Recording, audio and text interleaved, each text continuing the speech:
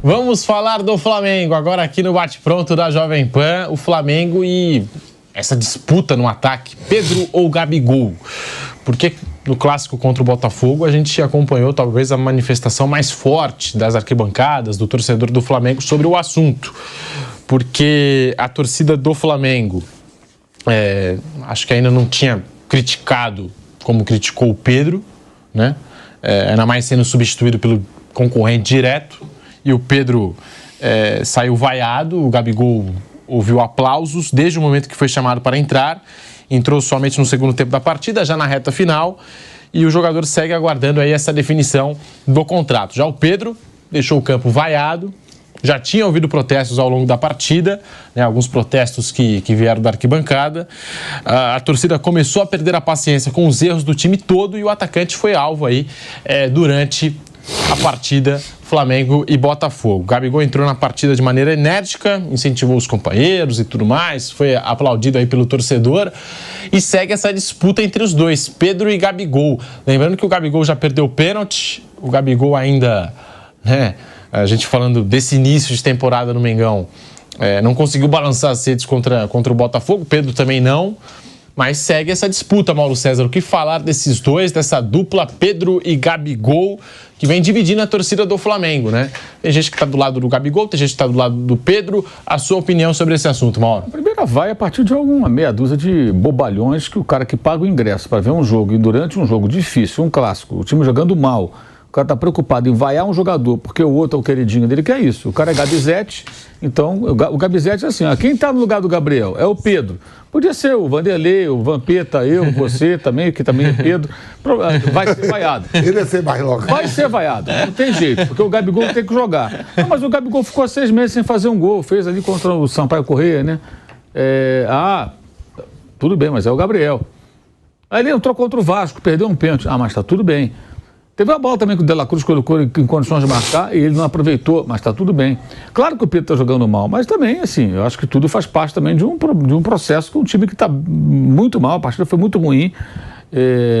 O Tite é um técnico assim, gente, ele vai montar o time dele pela defesa, depois ele vai tentar avançar e criar outros movimentos. Na coletiva ele falou, ele deu um sinal muito claro, não estou aqui dizendo se é certo ou errado, tá, gente? É como ele trabalha. Né? Tem muito torcedor que só observa o próprio time. Então o cara conhece o Tite, mas não se aprofunda de como é que ele trabalhou no Corinthians, como é que ele costuma agir. Bem, ele é assim, ele monta o time pela defesa. Você pegar o time do Corinthians em 2011, foi exatamente assim. Quando o time foi eliminado da Libertadores pelo Tolima, e ele não foi demitido, aí para o Roberto Carlos, para o Ronaldo, tem ali uma limpa ali, né, uma mudança no elenco, e é assim que ele trabalha. Ele vai montar primeiro a linha defensiva, aí ele fala, o Flamengo perdeu muito ano passado, comigo foram 4 derrotas, foram 20 ao todo. É um absurdo perder 20 jogos na temporada. Ele falou, é muito, jogamos 12 partidas e perdemos 4, a gente não pode perder tanto. Ou seja, está dando um claro sinal. A preocupação dele é tomar menos gols, é melhorar o desempenho defensivo. Agora, tem muita coisa para fazer. Está ruim, está péssimo. Mas é o Campeonato Carioca, é o começo da temporada, aquela ladainha que a gente fica repetindo aqui, porque não adianta o time estar voando agora. O Santos está voando agora, no Paulista. E se jogar mal a Série B, o que vai adiantar? O que vai adiantar? Eu vejo uma coisa com o Santos e tudo. Cara, o objetivo do Santos não é esse. É a segunda metade do campeonato. Tem vários jogadores veteranos. Será que vai aguentar? Vamos ver. Não estou dizendo que sim nem que não. Não estou aqui fazendo uma previsão pessimista. Só acho que é cedo para empolgação e é cedo para achar que a terra é arrasada. A gente repete isso todo ano, porque as pessoas pegam esse período que só tem o estadual e ficam desesperador. Pode ser a situação do Botafogo, que também fez um jogo ruim, passou por várias mudanças no elenco. Já teve o jogo lá do Aurora contra o Melgar. A Aurora ganhou de 1-0, quarta-feira que vem na Bolívia, né? Jogam no Peru, Melgar joga em casa. Daí sai o adversário do Botafogo na outra quarta, uma semana depois da quarta-feira de cinzas. O Botafogo sai para jogar no Peru ou na Bolívia e começar a definir se ele segue na Libertadores. E aí vai ter que jogar depois com o Bragantino, tudo indica, para poder chegar na fase de... E quase o Flamengo se meteu nessa enrascada aí, porque andou perdendo esses jogos que o Tite citou e correu o risco de não conseguir a vaga na Libertadores em sua fase de grupos, como aconteceu com o Botafogo. Então, assim, eu entendo que é uma fase de montagem de uma equipe. Se vai dar certo, só o tempo vai dizer.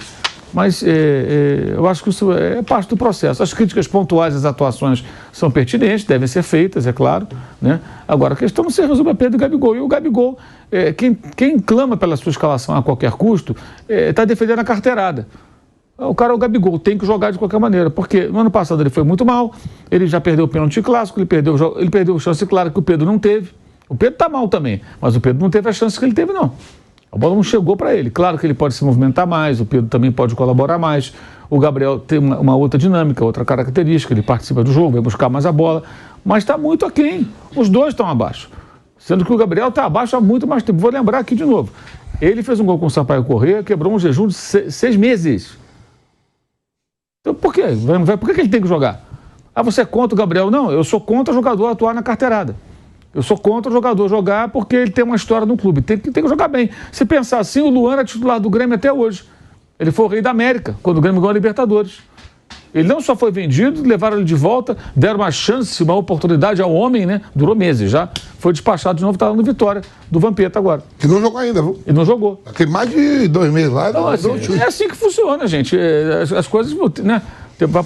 O Pato passou agora pelo São Paulo, a passagem dele anterior foi até boa, passou agora... 2015, né? Mal jogou porque não conseguiu, tchau. É assim, o futebol é assim.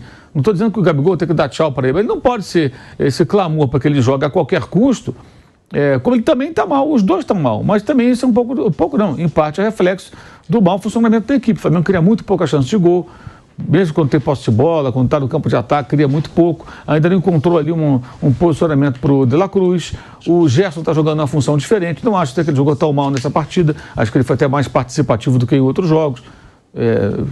Fazendo desarmes, participando mais do jogo, brigando mais pela bola, mas ele está numa outra função, ele que vem buscar a bola do meio dos zagueiros.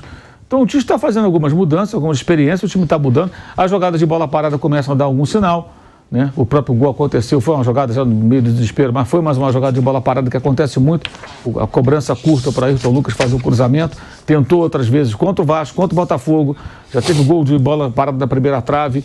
Então, assim, algumas coisas já vão acontecendo. Agora é um processo. É um processo. Também não adiantaria nada o Flamengo dar uma chapuletada no Vasco, no Botafogo, daqui a 3, 4 meses está em uma fase.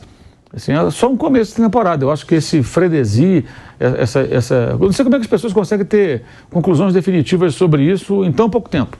Em tão pouco tempo. E amanhã o Vinha ficará à disposição do técnico Tite no jogo contra o Volta Redonda às 4 da tarde do Maracanã. As críticas são pertinentes, está jogando mal, tem que falar, a gente fala, critica, só que isso não significa que tudo vai dar errado, que é terra arrasada, que o Tite é uma porcaria, mas as bobagens que são ditas por aí, isso é besteira. E o Gabriel tem que jogar bem, quando entra e joga bem. Joga bem, ele ganha a posição, cara. Se ele entra contra o Vasco, faz o gol que a bola que o De La Cruz deu e bate o pênalti, faz o gol, 2-0, 2 gols dele, ele estava sendo elogiado, o Pedro já ficava no banco. Alguém tem dúvida? Se ele contra o Vasco, aproveita as 2 chances que teve, uma bola rolando e um pênalti, e o Flamengo vence o Vasco, ele já teria sido titular contra o Botafogo, porque o Tite naturalmente fala, bem, o Gabriel entrou, decidiu o jogo, o Pedro não está bem, talvez até o Bruno Henrique pegasse uma carona nessa aí no lugar do Cebolinha, que ele poderia aproveitar o entrosamento dos dois, já que ele claramente está vendo como 2 duplas, né? Cebolinha e Pedro, o Gabigol e o Bruno, embora eles tenham entrado nesse jogo em momentos diferentes. O Bruno entrou primeiro, o Gabriel entrou depois. E assim, o Gabriel tem que continuar treinando, trabalhando para recuperar a sua posição. Se fizer, entra amanhã, faz 3 gols, faz gol de bicicleta, faz não sei o que e tal, ele vai ganhar a posição. Aí contra o Bangu na quinta, depois do Carnaval, talvez seja o titular. Não dá o cara entrar em campo, ele vai ter que jogar porque ele ficou rodando a camisa no final, sacaneando lá os botafoguenses, comemorando com a torcida do Flamengo. E ele faz muito bem, isso aí é do jogo, é um clássico, você ganhou, tira sarro, brinca, isso aí ele é nota 10. Ele sabe comandar a festa da torcida, ele se insere aquilo e irritar o adversário, acho que isso aí é do jogo, da mesma maneira que ele é zoado quando perde também, os caras caem no pé dele e tal, pegam no pé dele, é normal. Mas foi o único momento que ele apareceu mais na quarta-feira, foi esse aí, que até que ele jogou pouco tempo também, já estou com 30 e poucos minutos no jogo. Agora não dá para ter conclusões definitivas. E o cara que paga o ingresso, que vai para o Maracanã, o jogo está difícil, o time não está jogando bem, para vaiar jogador, pelo amor de Deus, com bola rolando, você vai o jogador com bola rolando, você está 4-0 para o adversário. Tá...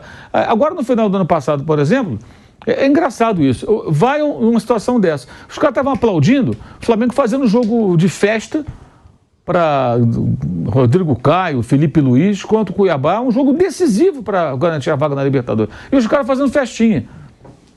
Tomaram 3-0 do Atlético Mineiro, estavam fazendo festinha. Ali que era para ter dado uma cobrada. Porque o jogo do Atlético foi o que tirou o Flamengo da briga pelo título brasileiro. Uma pancada de 3-0 dentro de casa. O Flamengo tomou. Aí o jogo com o Cuiabá, vamos fazer uma homenagem aqui para os dois que vão, um vai parar, o outro vai sair do clube.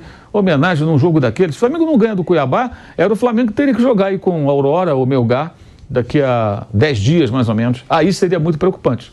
Porque você vai falar, caramba, só falta pegar virar o Tolima do Flamengo, um time desse aí. De repente jogar em altitude, esse tipo de coisa, no começo da temporada. Mas esse problema é do Botafogo. O Botafogo conseguiu não só perder o campeonato, como conseguiu essa proeza de ficar fora da fase de grupos da Libertadores, vai ter que jogar agora. E foi a 7ª derrota do Botafogo nos 10 últimos jogos contra o Flamengo. 2 vitórias e um empate. Break na Rádio Jovem Pan, já voltamos com o bate-pronto para você. Seguimos no YouTube, vai deixando o seu like. Ontem eu tava assistindo o programa, acho que foi ontem, né? Que o nosso pilhado tava aqui falando do Gabigol. O Gabigol é ídolo. Aí o Mauro César falou assim, não, o Zico também é ídolo. Vai colocar o Zico para jogar também? Vai jogar só pelo status, pela idolatria? É carteirada.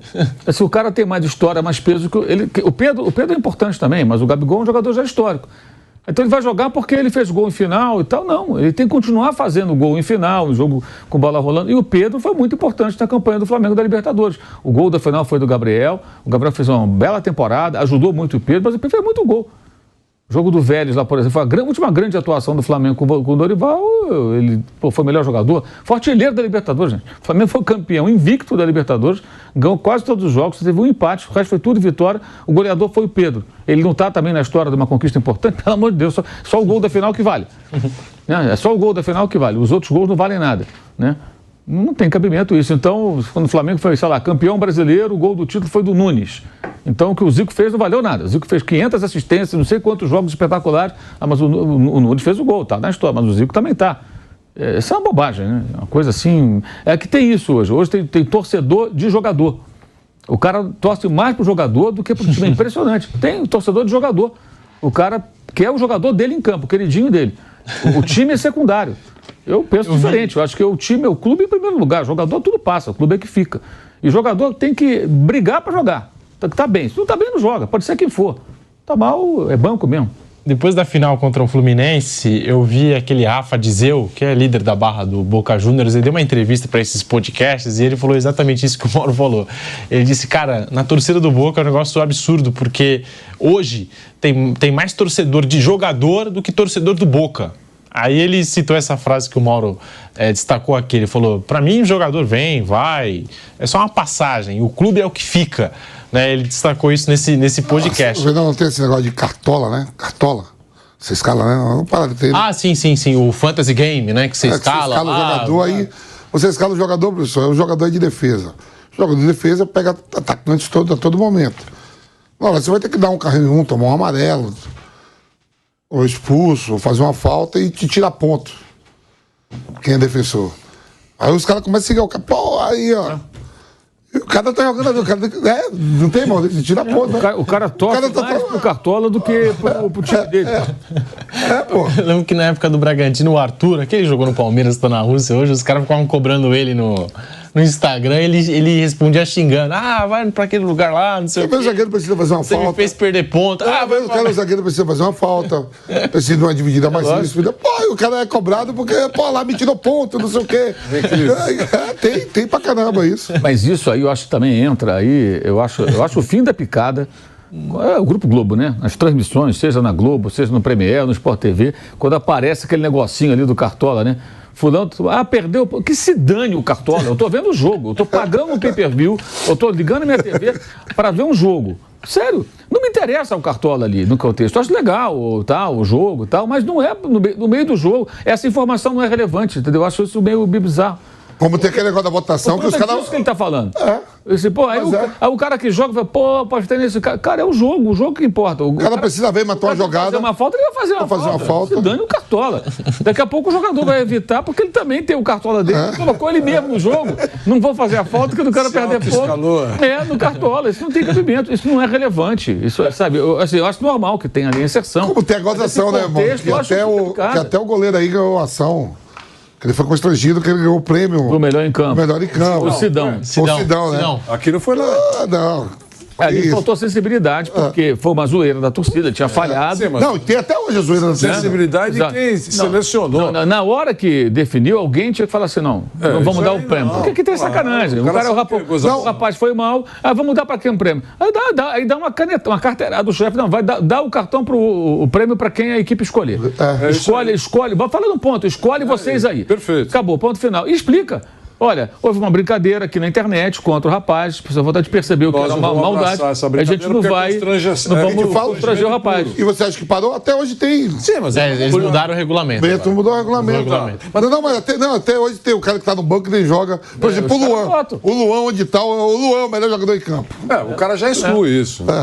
Porque não dá. Porque aí o anonimato permite esse tipo Sim. de E aí o pessoal faz ali uma turbina corrente. o constrangimento, o anonimato. E agora, no momento que você vai fazer um negócio oficial, Se não ganhou na você justiça. pode até fazer esse comentário. Olha, é uma brincadeira, o pessoal brinca, porque lamentavelmente ele não foi bem, mas o segundo lugar é o Vampeta que jogou, é ele que leva. Porque você não pode endossar isso, expõe o cara lá, isso ficou muito chato naquela época, eu lembro. Ele ganhou na justiça. O filho do garoto chorando, sabe? É uma coisa que realmente.